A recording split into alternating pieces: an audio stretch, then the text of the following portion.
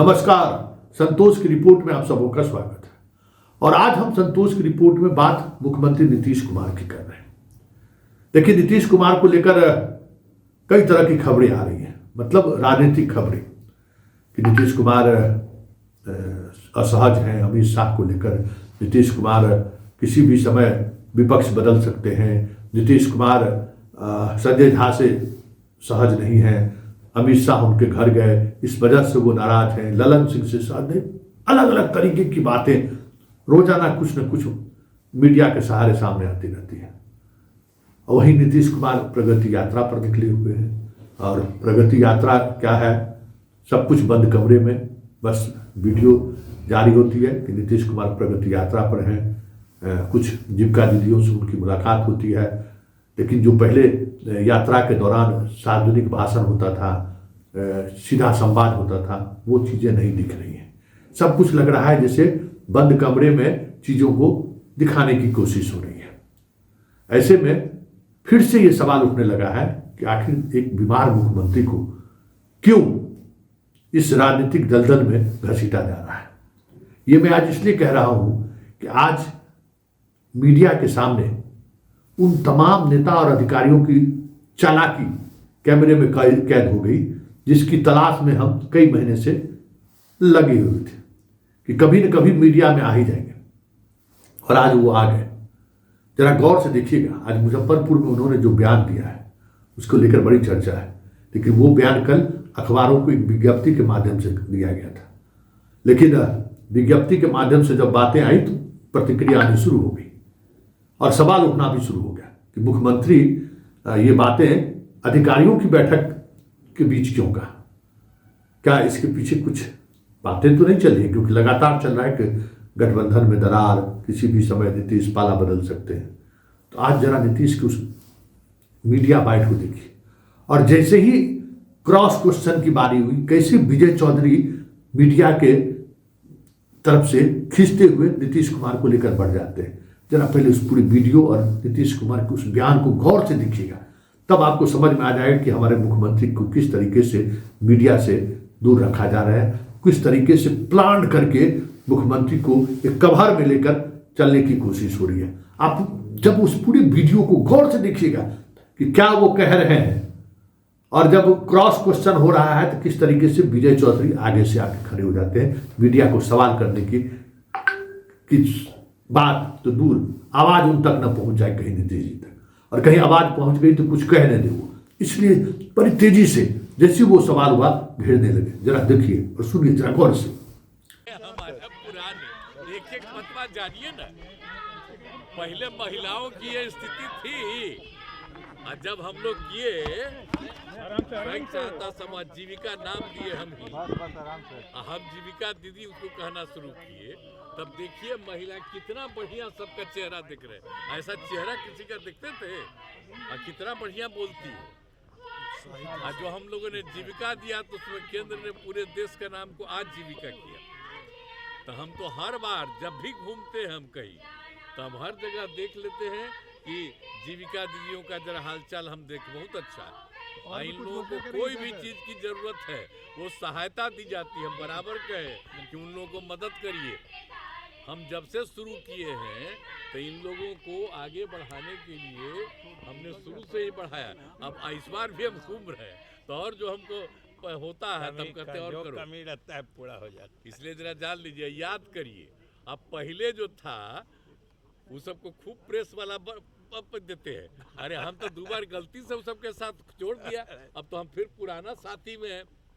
तो दूसरी समय ना हम किए जी, तो सब कोई काम किया, कोई महिला का शाम के बाद कोई निकलता था, कोई महिला को किया। हम लोग कितना ज्यादा पुरुष के लिए, महिला के लिए, हर जात के लिए, हिंदू का, मुस्लिम का, अपर कास्ट, पिछड़ा, अति पिछड़ा, दलित, मादर, सबके लिए हम लोगों ने काम किया। तो जरा सा याद रखिए, ऑफर भी मिल रहा है, ऑफर मिल रहा है। अब आप कितना बढ़िया लगता है, ऑफर मिल रहा है दीदी, ऑफर दे रही है। तो आपने देखा बहुत सारी बातें कही कि हम नहीं बदलने वाले हैं, ये है नहीं है, लेकिन जैसे ही क्रॉस क्वेश्चन हुआ ना, विजय चौधरी मीडिया जहां बाइट ले रहे थे कैमरा के सामने आ गए। क्या वजह है क्या छुपाना चाहते हैं, या फिर इस छुपा कर क्या संदेश देना चाहते हैं कि भाई सिर्फ मुखौटा के तौर पर मुख्यमंत्री बने रहे और जनता को हम 2025 में इसी के मुखौटे के सहारे वोट ले लें और फिर भारत रत्न के सहारे इनको विदा कर दें, क्योंकि ये चर्चा आज पूरे दिन जो भर चल रहा है। फिर ऐसे में तेजस्वी ने भी एक जबरदस्त हमला बोला है नीतीश कुमार पर। हमला इस बात का जिसका हम सवाल के तौर पर पेश कर रहे थे। तेजस्वी ने भी ये सवाल किया है कि नीतीश कुमार उस स्थिति में नहीं है। तो जरा हम तेजस्वी की बात को सुनिए और जरा गौर से सुनिए कि तेजस्वी का अंदाज क्या है और कहने का मतलब क्या है। अरे भाई बोले ना बोले उससे क्या फर्क पड़ रहा है? आप बोलते हुए सुने हैं क्या? बताओ, मुख्यमंत्री की ये हालत की पॉलिटिकल स्टेटमेंट भी प्रेस रिलीज में देना पड़ रहा है। हाईजैक हो चुके हैं भाई। 2-4 लोग दिल्ली में हैं, 2-4 लोग यहाँ हैं। वही लोग अपने फायदे के लिए बीजेपी से मिले अपना सरकार चला रहे हैं। मुख्यमंत्री होश में नहीं है, वो निर्णय लायक नहीं रह गए। कोई भी निर्णय लेने लायक नहीं रह चुके। He is tired and he is running the government with the retired officers. खुद टायर्ड है और रिटायर्ड अधिकारियों के साथ बिहार चला रहे हैं। आएंगे तो स्वागत करेंगे क्या? अबे कोई सवाल ही नहीं पैदा होता भाई साहब। आप ही लोगों का सवाल आएंगे आएंगे आएंगे। उनको स्थिर रहने दीजिए ना भाई। काहे आप लोग उनको अस्थिर करते रहते हैं भाई? कोई ऑफर नहीं दिया था भाई। लोग आप ही लोग जैसे पत्रकारों ने पूछा आएंगे तो क्या कीजिएगा। तो लालू जी का तो अलग अंदाज है। तो आपने सुना नीतीश का बॉडी लैंग्वेज और तेजस्वी का हमला। मतलब साफ है कि तेजस्वी अब इस राजनीति के समझ चुके हैं कि नीतीश कुमार में अब पहले वाली बात नहीं है। नीतीश कुमार उस मनः स्थिति में नहीं है। नीतीश कुमार जो दिख रहे हैं वो नहीं है। उनको पूरी तौर पर कैद कर रखा गया है। मीडिया से दूर, अपने चाहने वाले लोगों से दूर इस तरीके से मेंटेन करके रखा जा रहा है कि लोगों को ये भनक न लगे कि नीतीश कुमार वाकई में बीमार हैं क्या। लेकिन ऐसे में सवाल उठना लाजमी है। एक बीमार मुख्यमंत्री को बनाए रखने का राजनीतिक फायदा भले ही जदयू और बीजेपी को, लेकिन इस स्टेट को तो नुकसान हो रहा है। ब्यूरोक्रेसी बेलगाम है। वैसे नहीं, जिसको जो मन हो रहा है वो कर रहा है। जहां जिसको इकबाल मतलब अपने अराजकता फैली हुई है। जनता त्रस्त, पंचायत से लेकर मुख्यालय तक यही स्थिति है। कोई ऑफिसर कंट्रोल में नहीं है। सब बेकंट्रोल है। सब अपने दुनिया में लगे हुए हैं। लूट सको तो लूट। जनता को कोई देखने वाला नहीं। तो ये अलग बात है कि नीतीश के इस चेहरे के पर लोगों का आज भी विश्वास है।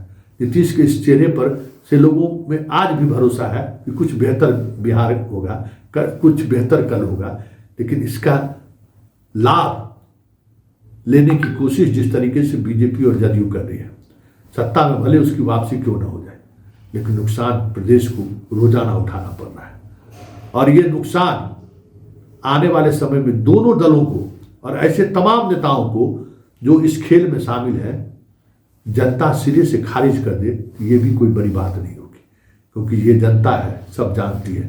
वो समझ भी रहा है कि किस तरीके से नीतीश कुमार को हाईजैक किया गया है। नीतीश कुमार को किस तरीके से लोगों से दूर रखा जा रहा है ताकि किसी को कोई आभास न हो। इसका क्या मतलब है? आभास को आप कैसे रोक सकते हैं? और पब्लिक एड्रेस के दौरान कुछ न कुछ चीज़ें तो सामने आ ही जाएंगी। लंबा भाषण चलेगा।